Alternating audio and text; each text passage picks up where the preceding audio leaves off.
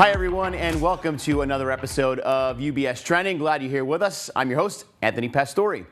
Rates, volatility, dollar strength, the Fed, look, they're all words that you've heard many times over from me and lots of others. But for you, the average investor, with all of those words, there is a lot to digest in the markets these days. So let's get a fresh take today from Jeff Kilberg, founder and CEO of KKM Financial. Jeff, it's been a while since we've seen you on the show. It's great to have you back. Thanks, Anthony. Wonderful to be here, my friend. You too, Jeff. Look. So let's get right into it. I always appreciate talking about this with you. We're experiencing this volatility in the markets. And for a lot of investors out there, and you talk to them yourself, there's a lot of worry. It makes their heads spin because there is so much to think about. There's the volatility, there's the up and down markets, there's rates all over the place, continued inflation. So as we round out the last few weeks of the year here, we've got a couple of weeks left to go before New Year's Day. Break down how we got to this point and what is truly the standout for you. Well, Anthony, I think you're absolutely right. And if you think about Morgan Wallen, the country singer, he has that famous song, Up, Down. Well, 2022 has been an up-down year. But it's really interesting. If we take a step back, we talked about this, I believe, back in 2021 as we were heading into a midterm election year. And so far, Anthony, this year, this midterm election year has not disappointed from a volatility perspective. We've seen the high end of the VIX, the CBOE's VIX, we call it the fear gauge a lot on CNBC. But the high end has been about 36. Low end's been about 20. And we've seen a lot of choppiness as we've seen expectations for volatility come and go and fits and starts. And what's interesting, we've seen a lot of volatility surrounding around events. Just going back into the last CPI, the Consumer Price Index, you saw a lot of expectations. A lot of people were nervous that we were going to see a hotter than expected number. We did not get that. And sure enough, you saw the VIX relent. But what's fascinating about the volatile environment, it's a completely different regime. And we're going to talk about Treasury rates a little bit later in the show. But what's interesting, the 10-year note, which started at 1.5%, then shot up to nearly 4.5%, that really injected a lot of volatility into the broader U.S. equity markets. But I think if we can take a step back and realize that this volatility in this rate normalization process, it's healthy. It doesn't feel healthy all the time, Anthony, when we see the market move up 8-9%, then back down. You know, it's the stairs up, elevator down. But I do really take solace in the fact that the VIX, this is the measurement we like to use. The VIX is not at 50. It's not at 80. It's not where it was when the pandemic hit or the Great Recession, which was above 80 and 85. We are seeing a higher volatile regime, but nonetheless, this is all part of the process that you're going to allow to see a foundation in equities. And I have cautious optimism. I think this volatility allows us to move higher in the year end. That's actually really good to hear, Jeff. And we're going to talk about inflation and CPI. I mean, look, you look at CPI. We're going to pull up a chart in a little bit. We're down from where we were in June at 9.1%, down to 7.7% at the most recent reading. So, and you're right, the market really does seem to react on events, whether it's midterms, something that Powell says, a CPI reading, et cetera. So it's a really interesting, so we'll get into that in a minute. Let me first talk about the dollar with you, because this is also a really compelling story. There's been some relative strength in the dollar versus the euro for most of the last 12 months, and this is maybe minus the last 2 to 3 weeks or so since early November. But otherwise, and we're going to pull up a chart here as well, you see this strength in the dollar. What are you attributing this to, and do you think that strength in the dollar can continue, or is it a little bit of a blip? Well, I think in just the most recent weeks, Anthony, we have seen a little bit of relent into the U.S. dollar, back down at 106 after kissing 114. And what's interesting is in very much the same parallel path where we saw treasury rates being convoluted, manipulated, if you will. I can say that, right? I'm not inside UBS, but I can say that the Fed was manipulating the market, keeping those rates suppressed. They were doing the same thing with the U.S. dollar. So once they wanted to move rates higher, the dollar, lock and step, moved higher as well. The velocity of the dollar, that was the biggest problem. When you see that type of velocity, that really potentially hurt a lot of the S&P 500 names, these companies that have about 1/3 of their revenue coming from overseas. So that U.S. dollar, the trajectory of it and the velocity was really bothersome. We do see it come back here a little bit. I think that gives us a little bit of a breathing room. So the U.S. dollar index, if it stays in this 105, 110 area, I think that allows equities to move higher. But when it got up to 114, that was actually lock and step with seeing the 2-year note up at 4.88 and the 10-year note up at 4.25. So they are all congruent lines, and the hotter they are, the faster they move, the more pain it is for equities. Yeah, and we're watching that market pretty closely. And as you said, even with the VIX not quite at the level we saw earlier in the year or during even the pandemic, there's still some volatility out there. But this takes us to Jay Powell, right? At the recent Fed meeting, Powell came out and said it was premature to think about a rate pause, and he said that the quote-unquote soft landing for the economy, of course, that's one in which rate hikes do not lead to a recession. It may not be in the cards, is what his words were. So I would love to get your takeaway from that, because we're constantly looking at this inflation that we're seeing, and of course the Fed's 2% target. And do you think we're headed for a recession here in the U.S. in 2023?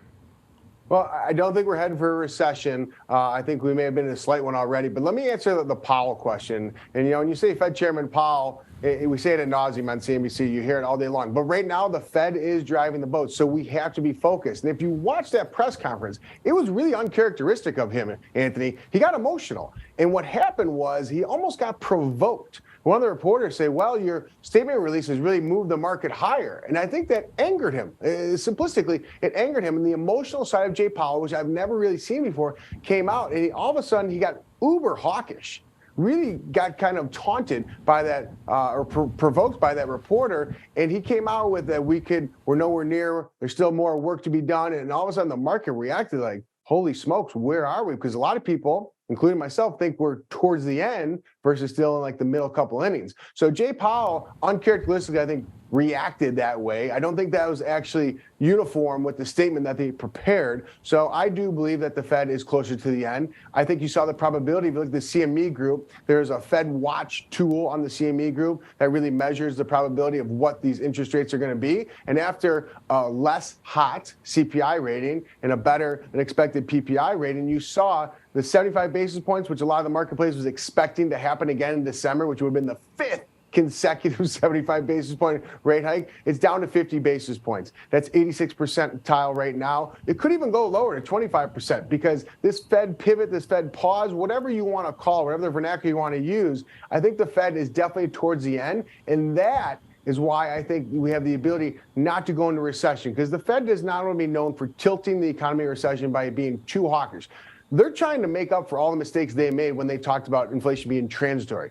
You could argue that the last $2-3 trillion of the balance sheet that they added, Anthony, that was unnecessary. So they're trying to, you can't make two wrongs and make a right here, but they may push and toe the line, but I don't think they're going to push into a recession. I think they have the ability to be nimble, and they can come out and articulate the fact that they're going to pause, stop, and wait, and that's going to make markets move higher. And we are seeing inflation roll over. That's one thing I want to bring up really quickly. Inflation, as fast as we saw it skyrocket, we are seeing a reverse trend. Look at housing across the country. If you go from San Antonio to Nashville out to the West Coast, you are seeing this inflation abate. Of course, it's nowhere near where we want it to be. We're not going to celebrate 7.7% for a CPI number, but it is coming off nearly as fast as it went up.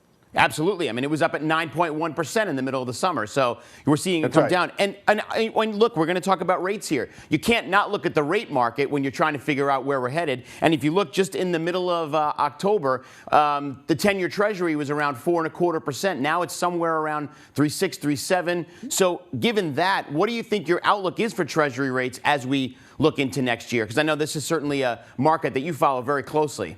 Yeah, I mean, this is my wheelhouse. This is where I cut my teeth, folks. I started at the Chicago Board of Trade in the 30-year bond futures pit, which, of course, got taken over and bought by the CME group. But treasuries, I continue to think that they're providing leadership to the marketplace. You can argue with stock pickers and bond guys, but I think the bond market does provide that leadership, and it certainly has this year. So here we are in a historic moment in time when we saw the Fed have to move rates from 1.5 in the 10-year up to 4.25. But what's interesting, it's all about the cadence. My perspective is the cadence, what we've seen. So what did we see, Anthony, in June? In my opinion, we saw max inflation.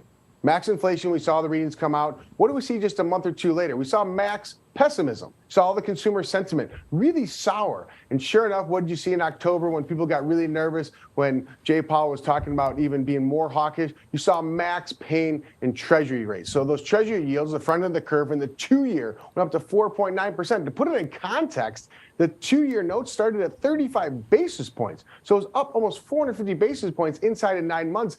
I've seen a lot of markets. I've traded a lot of treasuries, a lot of stocks, but I've never seen velocity injected into the treasury market like I have this year. So I do think we need the Treasury markets to come back down. I think the Fed needs the Treasury markets to come back down. Remember, Anthony, they're servicing their debt. They have a $9 trillion, I guess it's $8.5 trillion balance sheet now. So they have to service that debt. So it has gotten exponentially more expensive for them to service that debt when you take rates from next to zero all the way up to where their current target or terminal rate may end up being at 5% by the end of the year. So it's a fascinating dynamic. I think the one thing that really, perplexes and is the confusing piece of it. It's just the speed of everything. Yeah. The Fed should not have, gone as long as they did on easy money. Now they're trying to pull it back, but they're not trying to put us in recession here. But continue to watch Treasury yields. I think if you see the 10-year note come back to 3.5%, I think the Fed will have to try to use some of the tools in their toolbox, because the inversion, we talk about this a lot on CNBC, the front end of the curve